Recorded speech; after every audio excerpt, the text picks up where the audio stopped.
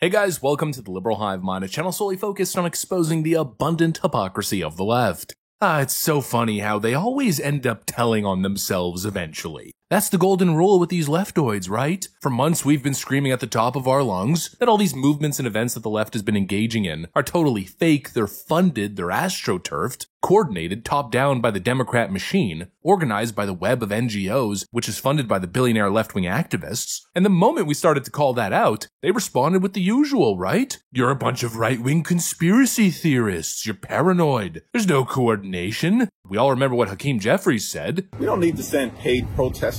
The implication was that it was all spontaneous, just a natural manifestation of rage against the Trump machine. And you were crazy to think otherwise. Well, I guess not so crazy after all. Like I said earlier, these leftoids always end up telling on themselves, and now Rachel Maddow just showed up on her show on MSNBC and basically said it. She admitted it, plain as day, saying the quiet part out loud, that it's all coordinated. The mass protests across the nation, yeah, surprise, oh, huge surprise there, by the way. 1,000+ simultaneous protests across the nation, with all the people mobilized, all the gear and signage ready to go, as if we really needed her to tell us that, but she basically now admits it, that this left-wing activist grift is totally funded, it's astroturf. Let me show you guys exactly what she said, and then of course, let's look at some of the suspicious clips bouncing around the internet. We got some stuff to get into, so let's roll the tape. Alright folks, so take a look. Feels like it, right? That said, may I suggest that you go to bed kind of early, hydrate, eat your Wheaties in the morning, maybe put off the Friday night cocktail to make it a Saturday night cocktail this week, if at all. I'm only saying that because tomorrow is going to be very busy. Saturday is going to be very busy. I said at the top of the show there are more than 1,200 protests planned for tomorrow in all 50 states. I stand corrected. It is more than 1,300 protests planned in more than in all 50 states. It's expected to be the largest single day of protest since Donald Trump took office. Joining us now is Ezra Levin. He's co-founder of Indivisible, which is one of the groups that is promoting these events tomorrow. Ezra, thanks very much for joining us tonight. You were here just a couple of 3 weeks ago talking about the earliest idea for April 5th being sort of a hub for events all over the country and in Washington. How has the organizing gone? What has the response been compared to what you expected?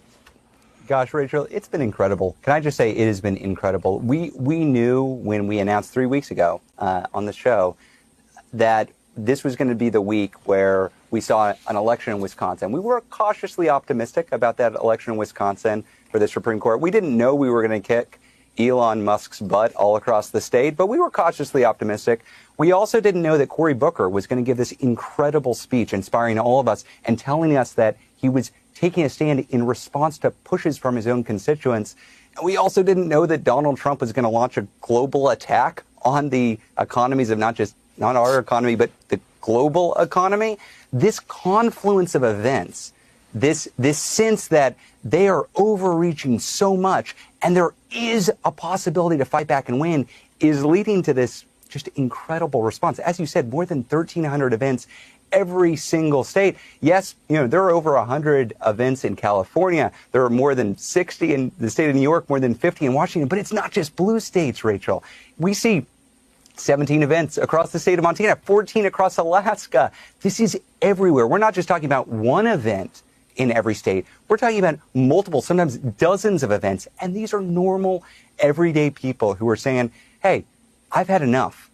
I've seen institutions fall. I've seen the universities. I've seen businesses. I've seen law firms not stand up, not support our liberal democracy. So what am I going to do as an individual? Well, I'm going to do my part. I'm going to show up. That's what tomorrow is about. And gosh, Rachel, it is inspiring to see so many people hop on board this train. The theme under which this is sort of loosely organized is hands off. I've seen people use all sorts of different types of phrasing around the different types of protests that they're going to be part of, and it seems like it's lots of different groups who are organizing, and in some cases it's no groups, it's just individual people who are coming out with their friends and neighbors. But it seems like the hands-off messaging is the most overarching phrase that we're going to hear tomorrow, and the most overarching idea, right?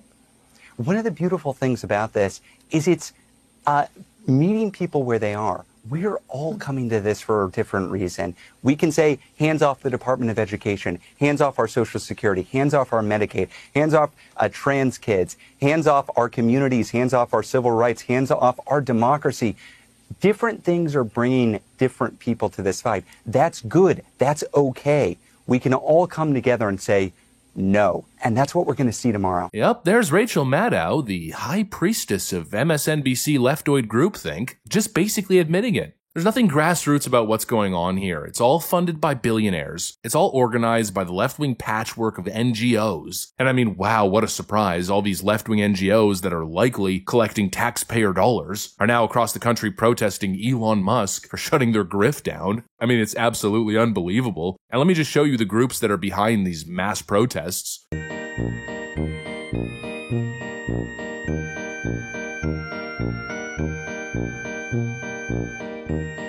Well, would you look at that? Left-wing NGO after left-wing NGO. Probably most of these groups taking taxpayer dollars or Soros bucks, all mobilized to fight against the machine. Or rather, fight against the guy who's trying to shut down their money laundering schemes. Holy frickin' moly, nothing about these town hall protests, these Elon protests and Tesla protests is authentic. It's bought and paid for, brought to you by the DN frickin' C. Probably just like Black Lives Matter and the Antifa protests or riots were of 2020. But this time it seems like they've taken it to a whole other level, especially with their backs against the wall. It's no surprising. The whole frickin' corrupt left-wing grift is now in jeopardy. And so they're kicking it up a notch. And I think that's why it's become so obvious and apparent. You know, back during the BLM riots, we heard all kinds of stories of buses of people showing up for the protests, for the riots. But I guess now they've upgraded from small vans and buses, bringing in Antifa soldiers, to entire planes packed with people. Never be defeated! The people united will never be defeated! Yeah, actual chartered flights full of protesters being shuttled around the country like political mercenaries. Holy frickin' moly. I mean, this isn't activism. This is a well-funded operation. These people are being flown in, and the craziest part is, it seems like most of them don't even know what the hell they're protesting. So what makes Trump a fascist?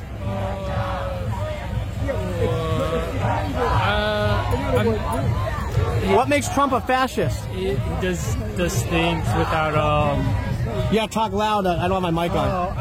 I'm not really good into interviews. Sorry? He just doesn't. He just does everything he wants, and not following laws or he's a convicted felon. That's all I know. And what brings you out here today? What doesn't? Can you explain a little bit for our viewers what this means? Go ahead. Raise your hand out. Cactocracy. Government by the least suitable or competent citizens of a state. Seems to fit, doesn't it? What are we protesting today? Donald Trump. What's Donald Trump doing that we're protesting? Well, he is up the American democracy right now and trying to kind of repeal a bunch of the Constitution, like, rights and liberties. So, is there anything in specific that he's... I don't have all the information, but I do know. When some of these people are confronted and asked what they're protesting or why they're protesting, they don't even freaking know. And they were handed pieces of paper outlining what it is they're protesting and what they're supposed to say. Just like the Elon Musk protest we covered a couple days ago, when someone got a snapshot of one of the papers that the protester was holding, with all the left-wing anti-Elon chants. Left-wing billionaires and corrupt Democrat NGOs, likely using taxpayer dollars, are organizing mass chaos across the country. And it's being sold as, it's the will of the people. People are just so fed up with Donald Trump. Democrats have a 20% approval rating. It's literally impossible that they would have this much of a structure, this much of a massive grassroots campaign against the president. It's just crazy. They're obviously faking it, and you could tell that it's not grassroots because, they're missing a key component to the typical grassroots movement: young people. I'm at the protest right now in New York City, anti-Trump, anti-fascist protest, and I have one question. Where the is Gen Z?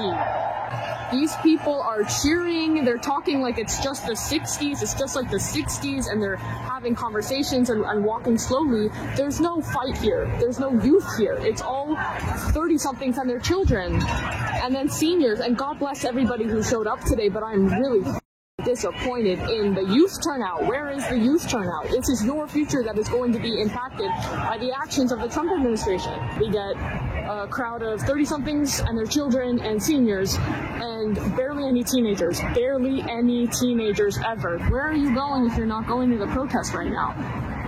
What's more important? It's a frickin' sea of retirees. The same MSNBC boomers, I guess, who've had their brains brainwashed by Rachel Maddow and Joy Reid. But come on, if this was real grassroots, if it was really tapping into generational anger, you'd probably see young people in droves. But they're not there, because this movement is dead. It has no energy, no real cause. It's simply Soros-funded theater. And it just goes to show where the momentum truly is. It's not with the astroturfed protests. It's with the people who want to fix government. Young people see the debt that's stacking. They see all the waste with taxpayer dollars. And then they see these brainwashed boomers engaging in such ridiculous action. And clearly they want nothing to do with it. And that, I gotta tell ya, that's gotta be the silver lining, huh? Anyways, that's pretty much it. Rachel Maddow confirms our suspicions. I guess we weren't kooky conspiracy theorists after all, huh? Anyways, that's what I got for you guys. Thanks for watching, and I'll see you on the next one.